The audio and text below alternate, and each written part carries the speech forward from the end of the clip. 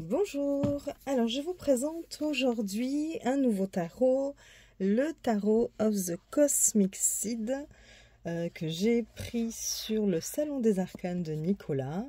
Je vous montre la boîte, elle est magnifique, là elle représente la carte du soleil.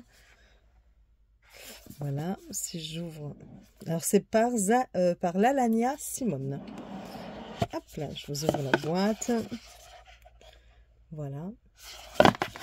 Donc une belle petite boîte. Avec ceci, vous avez un livret, bon, en anglais. Hein. Donc le tarot of the Cosmic Seed, ça veut dire le tarot de la graine cosmique. Donc un petit livret. Alors, je vous le montre brièvement. Il est en anglais. Donc là, elle nous dit, alors j'ai fait la traduction avec Google Traduction. Je la regarde sur mon autre téléphone pour pouvoir vous la lire en même temps. Que ce jeu vous aide à exploiter votre connaissance intérieure et à toujours servir le plus grand bien de tous. Nous sommes chacun un aspect divin du tout. Profitez de votre éclat. Cela a apporté de la joie à mon âme de voir la première édition de ce jeu à l'œuvre dans tant de vie à travers le monde. Là, je crois que c'est la deuxième. Hein. La deuxième édition comporte quelques petits changements dans l'illustration. Toutes les étiquettes tous les titres des cartes sont en bas de chaque carte. Il y a une nouvelle boîte, un nouveau design de dos de carte réversible. J'avoue que j'ai une petite préférence pour le dos de la première édition. Mais bon. Un merci spécial à tous. Et puis bon, après, elle donne voilà, ses remerciements, notamment à Kickstarter. Voilà. Puis, vous avez... Hop, le tarot de la graine cosmique est un voyage dans l'expérience de la vie, un outil spirituel vibrant et diversifié, un pont, un jeu, vers le mystérieux et l'ésotérique, ainsi qu'un guide du quotidien. J'espère que vous serez en résonance avec les images, que vous trouverez les interprétations significatives. Surtout faites confiance à votre œil intérieur. Les images peuvent inspirer des sentiments et des idées qui ne sont pas représentés dans le guide. L'intuition fonctionne de manière mystérieuse et devient plus précise avec l'attention et la pratique. Puis elle nous parle de qu'est-ce que la graine cosmique. La graine cosmique est représentative de vous et de moi. Nous sommes des esprits infinis et cosmiques, empêtrés dans une chair sacrée pour un temps, ici sur cette planète. Nous sommes des graines de pur potentiel, ici pour grandir, apprendre et partager notre magie les uns avec les autres. Ce jeu a été créé avec amour pendant 11 mois à l'aide d'un processus numérique de modification et de superposition de textures et d'images provenant du domaine public, du libre accès et de la photographie d'archives. Il est imprégné d'énergie et d'intention à haute fréquence. Nettoyez et chargez votre jeu souvent. Puis elle nous parle, hop là, je passe à la page suivante. Elle nous parle des cartes renversées. Dans le système du tarot, les cartes individuelles ont naturellement des fréquences qui peuvent être considérées comme positives, négatives ou neutres en position à l'endroit. Il est donc totalement inutile de les lire à l'envers. Une carte inversée peut également ajouter des indices et des nuances à une lecture. Enregistrez-vous avec votre guidance intérieure pour déterminer la meilleure façon de les lire. J'utilise souvent un pendule pour décider si je dois laisser les cartes inversées ou les retourner. Une carte inversée pourrait signifier le sens honnête d'entrer dans votre vie ou de la quitter. Cela signifie parfois le contraire du sens à l'endroit, ce qui signifie un retard ou simplement une énergie bloquée. Souvent, il s'agit d'une combinaison d'aspects, des sens à l'endroit et inversés. Laissez votre esprit vous guider vers les informations qui vous servent le mieux. Bon, la traduction est très approximative là. Puis, vous avez ensuite un tirage de proposer, un tirage de croissance spirituelle. Et enfin, on passe directement à l'interprétation des cartes. Donc, pour les arcanes majeurs, vous avez le titre, 3 mots-clés et un petit paragraphe. Vous avez en bas les possibilités pour les cartes renversées et donc 3 mots-clés. Je vous en lirai quelques-unes après. Et pour les cartes les arcanes mineurs, vous avez un tout petit peu moins. Alors, attendez. Excusez-moi. Donc là, par exemple, pour l'as de denier, vous avez 3 mots-clés, un petit paragraphe et pareil, des possibilités des cartes renversées avec des mots-clés. Voilà. Et c'est comme ça pour toutes les cartes. Et je crois que ça s'arrête comme ça. Oui, tout à fait. Voilà pour le petit livret. Je vous montre les cartes. Le dos.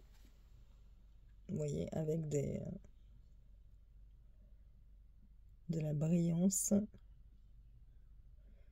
Bleu-vert. Vous pensez un peu au bleu turquoise et encore que non, je dirais vert d'eau. Voilà, et ça rappelle en fait les tranches qui sont magnifiques. Vous voyez, elles sont très très belles ces tranches. Alors, la qualité des cartes, souple, mais elle est quand même bonne la qualité. Hein. Il y a plus épais des fois, mais justement, ça leur laisse un caractère un peu souple et du coup, peut-être plus facile à manier. Alors, nous allons voir tout de suite les cartes. Je pense que la taille, c'est taille tarot classique. Peut-être un petit peu plus grande. J'ai pas attrapé de carte à côté de moi. Voilà, bravo Sabine. Bon, enfin, je pense qu'elles sont peut-être légèrement quand même, peut-être légèrement plus larges et plus grandes. Je sais pas, on va dire. Bon. Alors, vous avez quelques cartes qui sont renommées au niveau des arcanes majeures et les arcanes mineurs, enfin les cartes de cours des arcanes mineurs sont aussi renommées. Nous verrons au fur et à mesure. Voilà. Donc vous avez ici le vagabond pour le fou. Elle est très très jolie.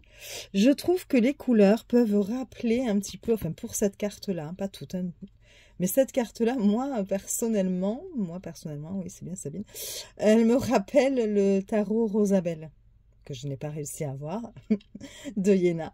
Mais voilà, je trouve que les couleurs me rappellent un petit peu le tarot Rosabelle. Attendez, je vais fermer la porte.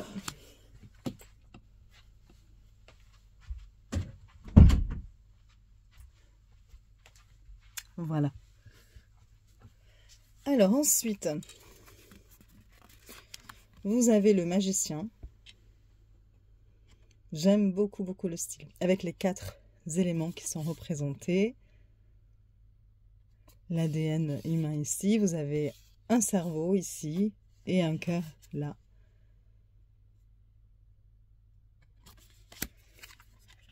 La grande prêtresse. Très jolie aussi au niveau des couleurs. Vous avez le féminin sacré pour l'impératrice. J'adore. Il y a vraiment un sentiment, je trouve, d'apaisement devant cette carte. Vous avez la Vierge Marie. Et elle est d'une douceur. J'aime beaucoup. Elle me rappelle l'oracle d'Antoinette Charbonnel. Je ne sais pas si vous le connaissez. Je ne sais plus comment il s'appelait cet oracle. Bon, je l'ai là. Oups. Voilà. L'oracle virginal. Je ne l'ai pas présenté. Je le ferai peut-être justement. Mais ça fait un petit moment que je l'ai. Hein. Mais j'aime beaucoup. Je trouve que ça rappelle un petit peu cette énergie-là. Bon, et la douceur comme ça. Donc voilà. Vous avez le masculin sacré. Très chamanique là.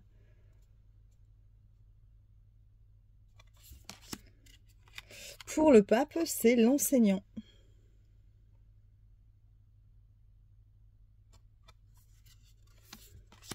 Les amoureux, avec ces 2 belles libellules. Une rose, une bleue. Le chariot,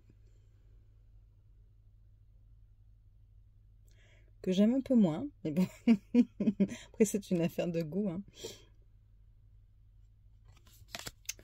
La force.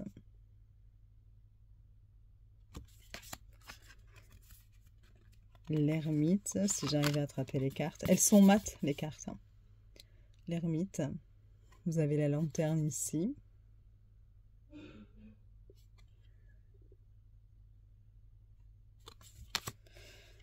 La roue de fortune.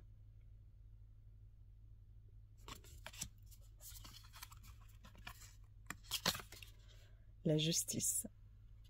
Pareil, vous avez d'un côté, alors là il y a des cristaux, et d'un côté vous avez le cœur, et là vous avez une plume qui peut représenter l'esprit. Hein.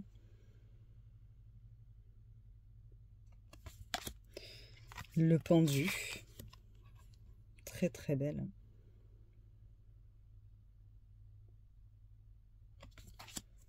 La mort,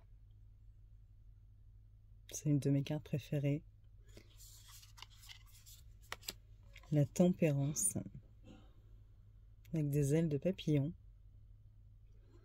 et non des ailes d'ange. Le diable, qui est très significative aussi comme carte, hein, avec cette cage et la clé qui est dessus. La tour, pareil, alors là c'est vraiment, je dirais que là c'est la carte préférée, ma carte préférée de ce jeu.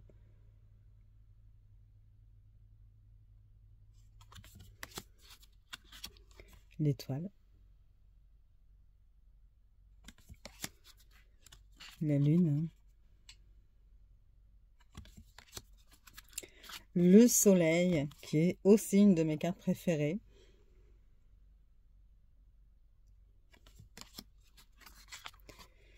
Donc le jugement, c'est la libération.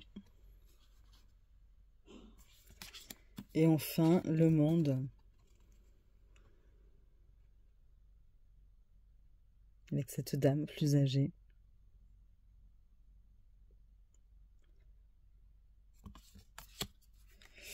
Vous avez une carte supplémentaire qui est justement la graine cosmique.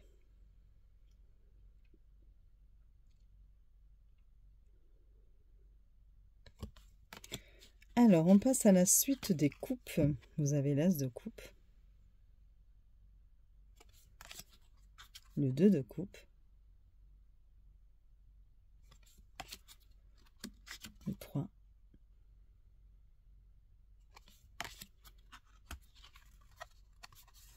j'arrive pas à les attraper, le 4.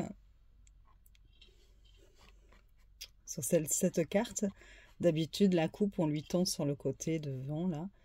Et là, elle est derrière l'arbre.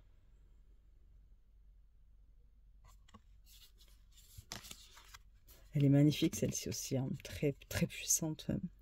Le 5 de coupe.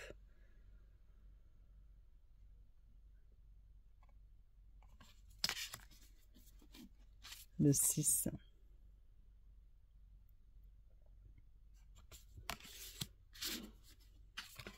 Le 7 de coupe.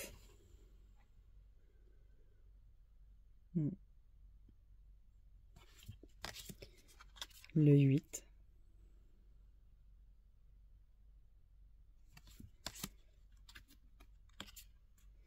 Le 9.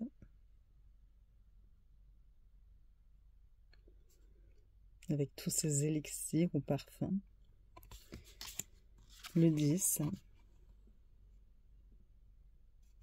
Alors, le petit reproche que je ferai quand même, c'est que sur le petit livret, vous n'avez aucune explication des illustrations. Il y a l'interprétation de la carte, tout simplement, classique, hein, que l'on retrouve dans tous les livres sur le tarot Rider-Waite-Smith, mais voilà. Vous n'avez pas d'explication pourquoi le choix de telle illustration, de tel symbole, de tel animal, rien du tout. Alors, les valets, ce sont les messagers ici. Donc, le valet de coupe. Les cavaliers, c'est l'action de coupe.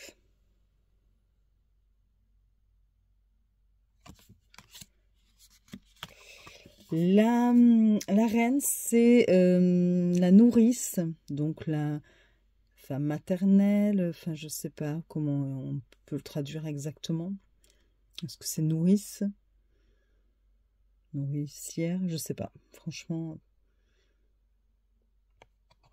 Mais bon, l'idée est là. Et là, vous avez le maître de coupe. On passe à la série des deniers ou pentacles. Donc, vous avez l'as. Vous avez le 2.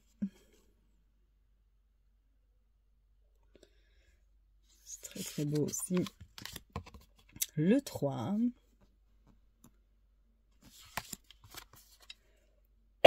excusez-moi, le 4. Moi, j'aime beaucoup les couleurs de ce jeu. Le 5 de pentacle ou de denier. Le 6. Pour un débutant, c'est peut-être pas si simple que ça. Par exemple, le 6 de pentacle est peut-être pas si simple à interpréter si on ne connaît pas déjà les significations des cartes. 7.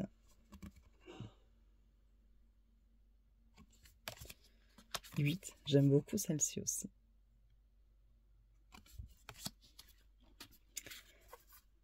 Le 9. Et le 10 de pentacle de denier. Le messager, donc le valet de pentacle de denier. L'action, donc le cavalier. La nourrice.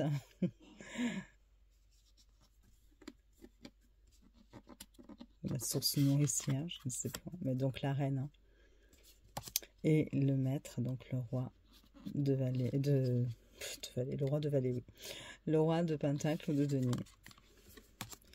Ensuite, vous avez l'as d'épée.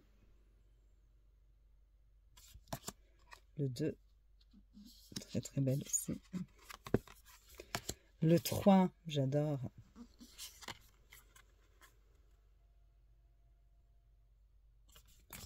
Le 4. 5.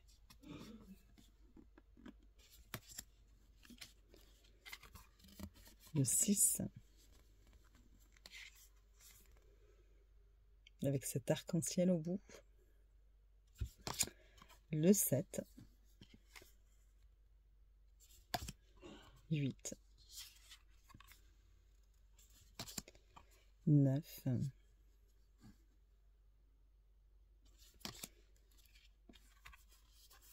Et le 10. Le valet, messager. Le cavalier, action d'épée. La reine, nourrice d'épée. Ça me gêne le terme nourrice. Mais je pense que si vous trouvez un autre terme, dites-moi. Et le roi d'épée, le maître d'épée. Nous passons au bâton, donc l'as, le 2, le 3,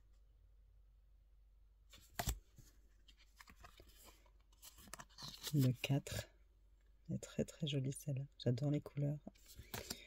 Le 5, pareil. Hein. Le 6.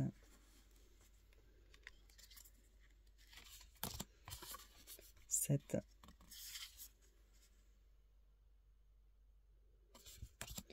8.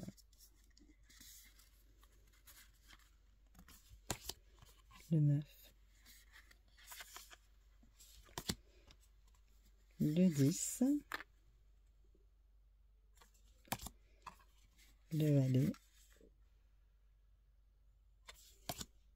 Le cavalier de bâton. La reine. Et le roi de bâton. Voilà pour les cartes. Alors, je vais vous lire une ou deux interprétations, mais bon, pas plus parce que ça ne diffère pas beaucoup. C'est juste pour vous montrer ce que cela propose. Par exemple, pour le pendu, alors les 3 mots-clés, c'est pause, métamorphose, abandon. Quelque chose est hors de votre contrôle.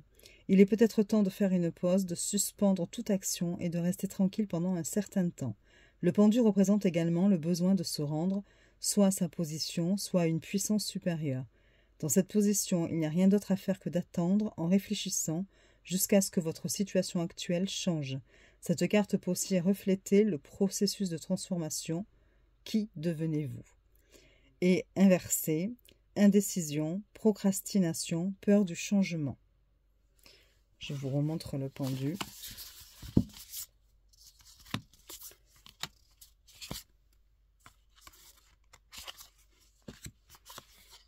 Que je trouve très très joli. Après la mort, les mots-clés, transformation, fin, changement. L'un des symboles les plus puissants et les plus beaux du tarot. Un cycle touche à sa fin, un changement s'opère dans un domaine majeur de la vie. Esprit, corps, finances, relations ou autre. Une porte se ferme pour qu'une autre s'ouvre. Il y a quelque chose qui attend de naître, mais vous devez faire de la place pour que cela puisse se manifester. Choisirez-vous de libérer ce qui ne vous sert plus avec intention et grâce? Et inverser, résistance au changement, retard ou fin prolongée, stagnation ou dépression. Et au niveau des arcanes mineurs, si on prend par exemple l'as de coin, enfin de denier, nous avons manifestation d'une opportunité, prospérité. Une opportunité de créer un nouveau résultat positif dans le monde matériel. Soyez intentionnel dans ce que vous manifestez avec vos pensées, vos paroles et vos actions. Et renversez, remise en question, demandez un conseil financier. Vous voyez à peu près le style. Hein. Là, pour le 2 de denier, vous avez équilibre, adaptation, multitâche. Vous avez beaucoup de choses à faire en même temps, mais vous êtes capable de gérer la situation avec grâce. De multiples opportunités se présentent. Et inversé, débordé, oui, par toutes les activités. Voilà, vous voyez à peu près le style. Allez, on va tirer une petite carte pour le plaisir. Alors, ce que je vais faire, vu que c'est neuf et que c'est pas du tout mélangé, on va faire comme ça pour bien les mélanger. Et après, on tirera une carte.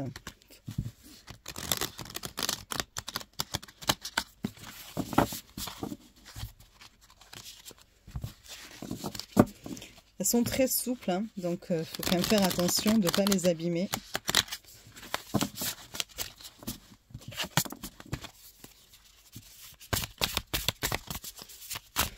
On dit que pour qu'un jeu soit bien mélangé, il faut faire ça 7 fois. C'est ce qu'ils feraient dans les casinos. Enfin, voilà, c'est ce que j'aurais entendu dire, ou pour le poker, ou je sais plus, mais en fait, il faudrait le faire 7 fois. Je sais plus combien de fois je l'ai fait, hein, mais bon. Allez.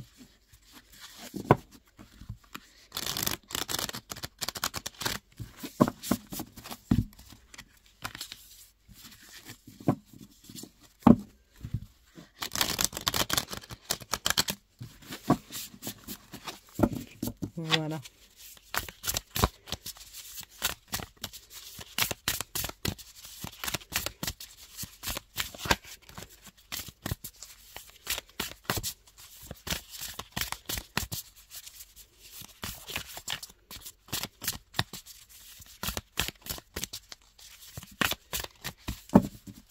Allez, je vais poser. Vous voyez, elles ne s'étalent pas très bien.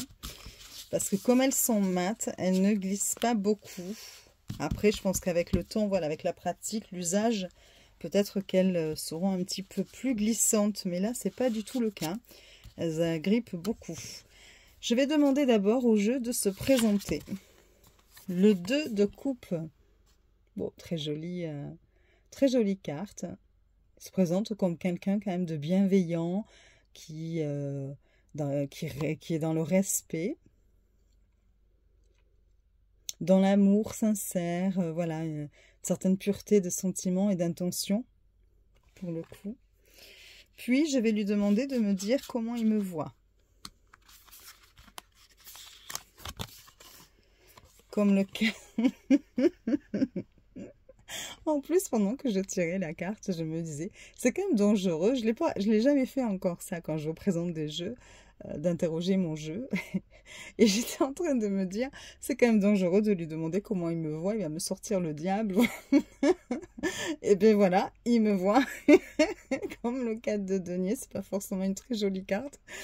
Mais alors moi je dirais que voilà, il me voit comme quelqu'un qui cherche à défendre ce qui lui appartient, ce qu'elle possède. Je suis quelqu'un de très matérialiste, vous l'aurez compris, très collectionneuse. J'ai plus de 1500 jeux, donc vous imaginez bien. Et donc du coup, oui, je veux les garder comme mes petits trésors. Et bon, après, je dirais comme quelqu'un qui... ben déjà, je suis taureau, hein, donc j'ai vraiment besoin de mon confort et peut-être de... J'ai toujours peur de perdre ce que j'ai réussi à obtenir, à avoir. Donc il y a peut-être ce côté-là, un peu être sur la défensive par rapport à ça, toujours dans une certaine inquiétude, puisque bon, ben voilà, on n'est jamais sûr de notre avenir. Donc voilà. Mon homme en plus étant à son compte... mais on connaît les aléas des fois de la vie, donc bon, il y a peut-être ce côté-là. Donc il me voit peut-être comme quelqu'un qui ne s'ouvrirait pas forcément à, comment vous dire, enfin qui aurait du mal avec l'inconnu, avec les changements aussi. Enfin, je le vois comme ça, moi. Et enfin, de toute façon, je le reconnais tout à fait, hein. J'ai très très peur de l'inconnu. J'ai tellement besoin de stabilité que tout changement peut me faire peur. Ma première réponse, souvent quand on va me demander quelque chose qui me demanderait quand même un effort ou de changer mes habitudes, je vais dire non. Puis après, en fait, ben voilà, je vais culpabiliser, je vais dire oui, toujours, hein, voilà, c'est dans mon tempérament. Donc voilà, je vais plus le faire, ça. D'interroger le jeu, je vais plus le faire.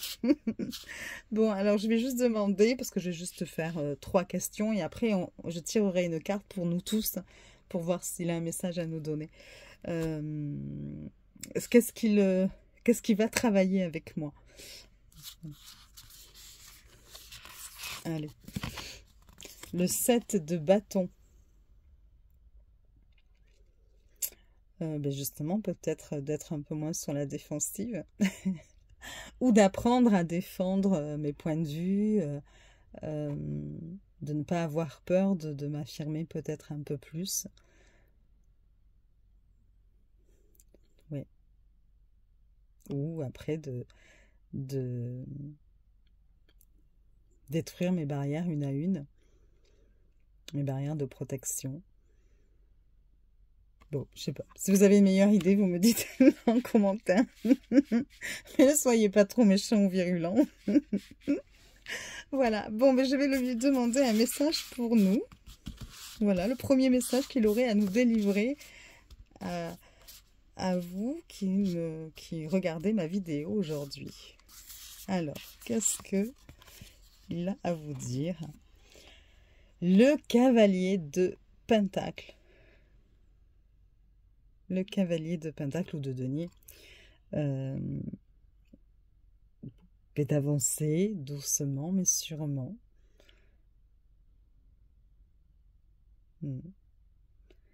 D'aller vers de construire nos projets petit à petit, mais de bien les préparer, de ne pas s'emballer et d'avancer toujours prudemment.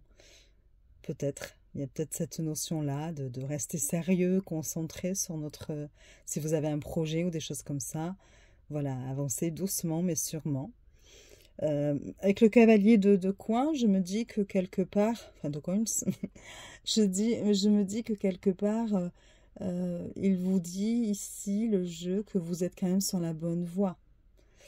Après, évidemment, ça dépend de tous les points de vue, hein.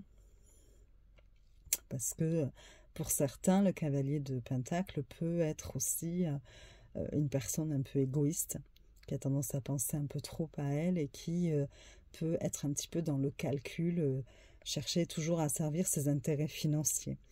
Mais c'est en général aussi, de toute façon, c'est ça, il y a toujours le positif et le négatif, hein, dans une carte.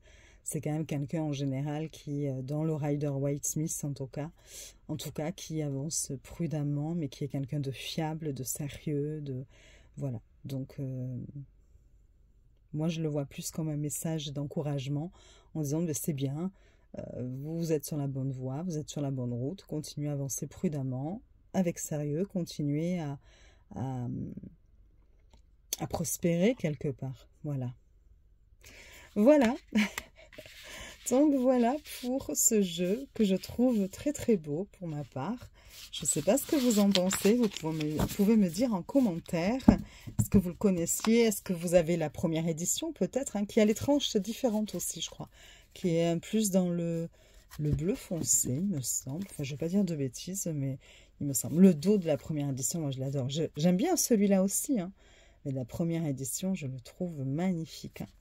Évidemment, j'aurais préféré le dos de la première édition. Mais bon, ce n'est pas grave. Seul petit bémol, voilà, c'est que les cartes ne glissent pas. Elles accrochent, elles sont un petit peu collées les unes aux autres.